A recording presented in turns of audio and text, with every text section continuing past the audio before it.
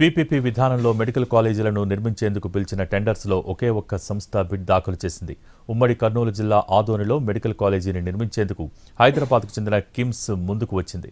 మిగిలిన మార్కాపురం, మదనపల్లె, పులివెందుల కళాశాలల్ని చేపట్టేందుకు ఎవరూ ముందుకు రాలేదు.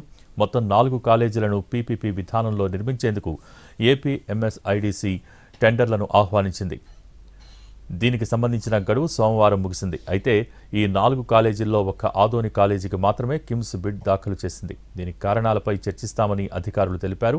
వాస్తవానికి టెండర్ల ప్రకటన అనంతరం వైద్య ఆరోగ్య శాఖ అధికారులు నిర్వహించిన ప్రీ బిడ్ సమావేశాలకు 5 సంస్థలు హాజరయ్యాయి. ఆయా సంస్థలు పలు కీలక అంశాలపై ప్రభుత్వం నుంచి వివరణ కూడా తీసుకున్నాయి. అదేవిధంగా టెండర్ల దాఖలు గడువును పొడిగించాలని కోరగా 2 సార్లు గడువు కూడా పొడిగించారు. దీంతో 4 కాలేజీలకు ఆశించిన విధంగా బిడ్లు దాఖలవుతాయని అధికారులు భావించారు.